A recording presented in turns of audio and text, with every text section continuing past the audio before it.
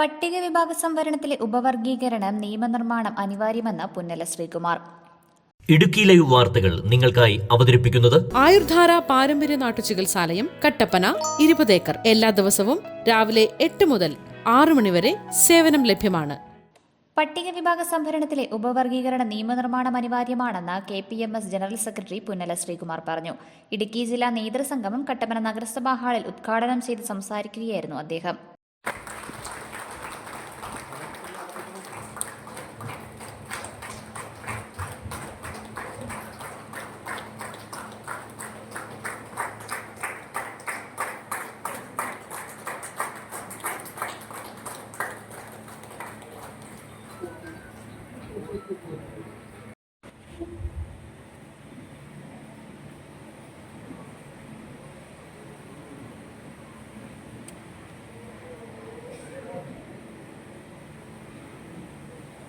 സുപ്രീംകോടതി സംസ്ഥാനങ്ങൾക്ക് നൽകിയിട്ടുള്ള ഉപവർഗീകരണാധികാരം ഭരണഘടനയ്ക്ക് ബാഹ്യമായ കാര്യമാണെന്നത് പുനഃപരിശോധനാ ഹർജികളിന്മേൽ കോടതി നിരാകരിച്ചു. സ്ഥിതിവിവരക്കണക്കുകളുടെ അഭാവത്തിൽ സംസ്ഥാനങ്ങൾ സ്വീകരിക്കുന്ന ഏത് നിലപാടും നീതിനിഷേധത്തിനും സംഘർഷത്തിനും ഇടവരുത്തും. കോടതി വിധി നടപ്പിലാക്കേണ്ടെന്ന കേന്ദ്ര ക്യാബിനറ്റ് തീരുമാനം ഈ സാഹചര്യത്തെ മറികടക്കാൻ പര്യാപ്തമല്ല. കോടതി വിധിയെ തുടർന്ന് പട്ടിക വിഭാഗങ്ങൾക്കിടയിലുണ്ടായിട്ടുള്ള ആശങ്കയും ആശയക്കുഴപ്പവും ദൂരീകരിക്കാൻ കേന്ദ്ര സർക്കാർ വരുന്ന പാർലമെന്റ് സമ്മേളനത്തിൽ തന്നെ നിയമനിർമ്മാണം നടത്തണം. ഈ വിഷയങ്ങളിന്മേൽ കേന്ദ്ര സർക്കാരിന്റെ അന്തിമ തീരുമാനം ഉണ്ടാകുന്നതുവരെ സംസ്ഥാന സർക്കാർ നടപടിയിലേക്ക് കടക്കരുതെന്നും അദ്ദേഹം ആവശ്യപ്പെട്ടു.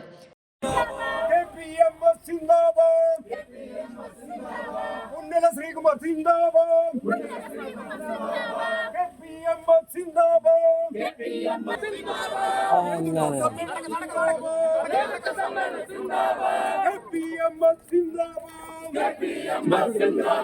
പുന്നല ശ്രീകുമാർ സിന്ദാബാദ്,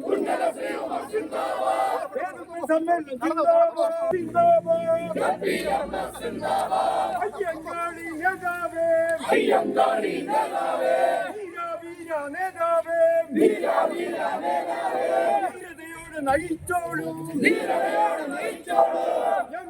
കേന്ദ്ര ഗവൺമെന്റ് ഒരു പ്രശ്നമാണ്. സംസ്ഥാനങ്ങൾക്കാണ് ചുമതല കൊടുത്തിരിക്കുന്നത്. സംസ്ഥാനത്തിന് ചുമതല കൊടുത്തിരിക്കുമ്പോൾ അത് ഞങ്ങൾ ശ്രദ്ധയിൽപ്പെടുത്തുന്നു. സുപ്രീം കോടതി പറഞ്ഞത് എന്താണെന്ന് അറിയാമോ? സ്ഥിതി വിവര കണക്കുകളുടെ അടിസ്ഥാനത്തിൽ രാഷ്ട്രീയ ലക്ഷ്യങ്ങളില്ലാതെ വിധി നടപ്പിലാക്കാൻ സംസ്ഥാനങ്ങൾക്ക് അധികാരം കൊടുത്തിരിക്കുകയാണ്.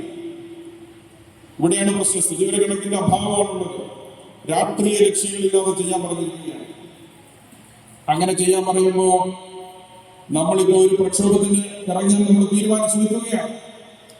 സുപ്രീം കോടതി വിധി പ്രസ്താവന വന്നപ്പോൾ സംസ്ഥാനങ്ങൾക്കാണ് ചുമതല. കേന്ദ്രം എന്ത് ചെയ്തു? ക്യാബിനറ്റ് ചെയ്തു നടപ്പിലാക്കേണ്ടതില്ല എന്ന് തീരുമാനിച്ചു. കേന്ദ്രം അങ്ങനെ മന്ത്രിസഭയോടുകൂടി തീരുമാനിച്ചുകൊണ്ട് നല്ല കാര്യമുണ്ട്. അങ്ങനെ തീരുമാനിക്കാൻ അവരെ സമ്മർദ്ദപ്പെടുത്തിയത് ആരാണെന്നറിയോ? കേന്ദ്ര മന്ത്രിസഭയിലെ കേന്ദ്ര ഗവൺമെന്റിനെ ഇന്ന് ഭരിക്കാൻ അവർക്ക് പിന്തുണ കൊടുക്കുന്നത് അവർ ബാധ്യത ഈ സർക്കാരില്ല. പ്രധാനപ്പെട്ട 2 കക്ഷികൾ നിങ്ങളുടെ ഓർമ്മയിലുണ്ടാവും. ബീഹാറിലെ നീതീഷ് കുമാറിന്റെ രാഷ്ട്രീയ ജനതാദൾ, മറ്റൊന്ന് പഴയ രാംവിലാസ് പാസ്വാന്റെ ലോക് ജനശക്തി പാർട്ടി രാംവിലാസ് പാസ്വാന്റെ മകൻ ചിറാഗ് പാസ്വാൻ. രണ്ടുപേരും പറഞ്ഞു പട്ടിക വിഭാഗങ്ങളുടെ ഇടയിൽ സംഘർഷം ഉണ്ടാക്കുന്ന അവർ ഈ കാലം അത്രയും ബാധിച്ച് സാമൂഹിക പുരോഗതിയിൽ നിന്ന് പിന്നോട്ടടിക്കുന്ന ഒരു നിലപാടാണ് കേന്ദ്ര ഗവൺമെന്റ് ഇടപെടണം എന്ന് പറഞ്ഞു. ഗവൺമെന്റ് ക്യാബിനറ്റ് യോഗം ചേർന്നതിന് ശേഷം നടപ്പിലാക്കേണ്ടതില്ലെന്ന് തീരുമാനിച്ചു. പക്ഷെ നമ്മൾ അറിയേണ്ടുന്നത് സുപ്രീം കോടതി ഒരു തീരുമാനമെടുത്താൽ അതിന്റെ വിശാലമായ ഭരണഘടനാ ബെഞ്ചിന്റെ തീരുമാനം വന്നാൽ ലോ ഓഫ് ദി ലാൻഡാണ്. ഈ നാടിന്റെ നിയമമാണത്. ആ നിയമത്തെ ഒരു ക്യാബിനറ്റ് ഡിസിഷൻ കൊണ്ട് മറികടക്കാൻ പറ്റില്ല. ഇതിനെ മറികടക്കണമെങ്കിൽ എന്ത് വേണം? കേന്ദ്രം നിയമനിർമ്മാണം നടത്തണം.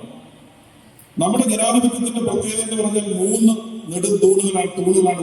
1 ലെജിസ്ലേച്ചർ, 2 എക്സിക്യൂട്ടീവ്, 3 ജുഡീഷ്യൽ. നമ്മൾ തെരഞ്ഞെടുത്ത് വിടുന്ന ജനപ്രതിനിധികൾ നിയമം നിർമ്മിക്കും.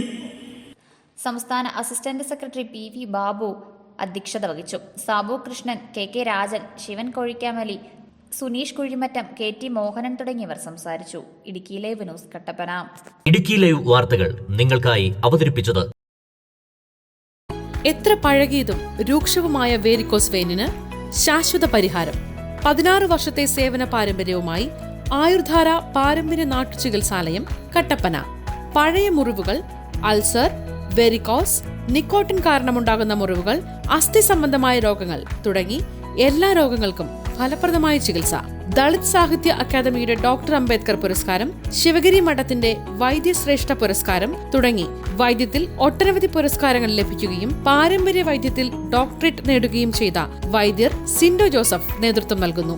ആയുർധാര പാരമ്പര്യ നാട്ടുചികിത്സാലയം, കട്ടപ്പന, 20 ഏക്കർ. എല്ലാ ദിവസവും രാവിലെ 8 മുതൽ 6 മണി വരെ സേവനം ലഭ്യമാണ്.